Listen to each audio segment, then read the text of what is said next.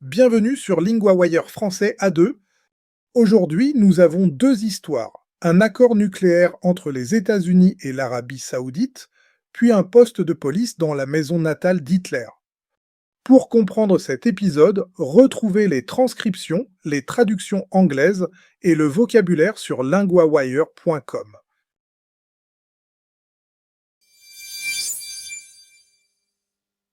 Dans cette première histoire, il s'agit d'un accord très sensible. Les États-Unis et l'Arabie saoudite l'ont signé cette semaine. Léa, correspondante de LinguaWire pour Affaires internationales, tu nous expliques.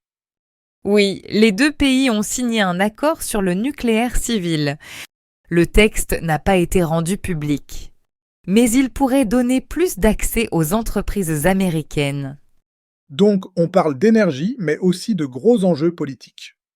Qu'est-ce qui inquiète les experts ?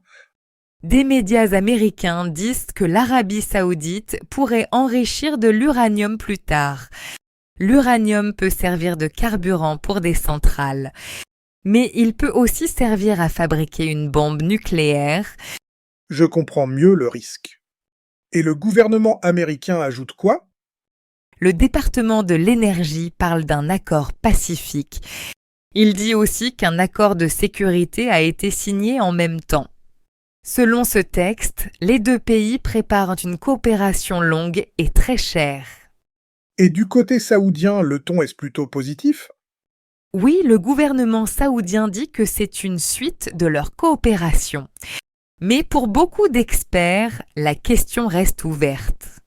Cet accord peut aider l'énergie, mais il pose des questions nucléaires.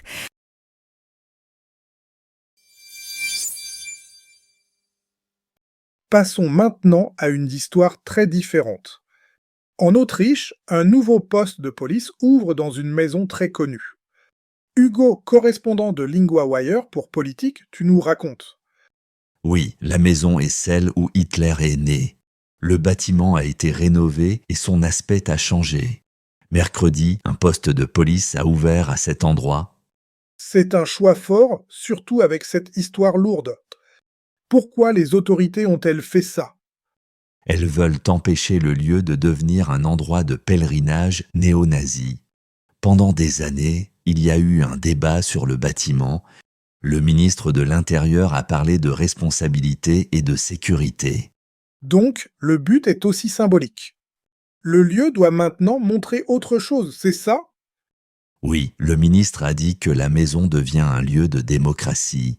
Il a aussi parlé d'état de droit, de liberté et de dignité humaine. La police était déjà là à l'extérieur au moment de l'ouverture. Et cette ouverture met fin à la controverse ? Pas complètement, mais elle change clairement le message. Au lieu d'un lieu nazi, les autorités veulent un lieu public et de contrôle.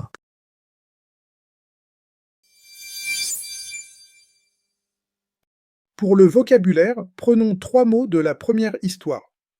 D'abord, le nucléaire, cela parle de l'énergie et des atomes. Dans l'histoire, il était question d'un accord nucléaire. Exemple, le nucléaire peut produire beaucoup d'électricité. Ensuite, l'uranium, c'est un métal utilisé dans certaines centrales. Dans l'histoire, on parle d'enrichir de l'uranium.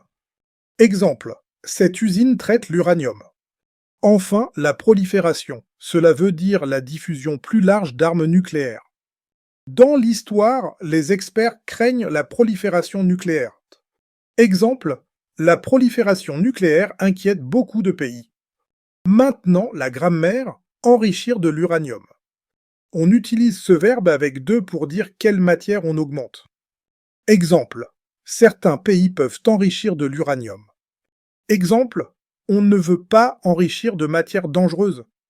Répétez, enrichir de l'uranium.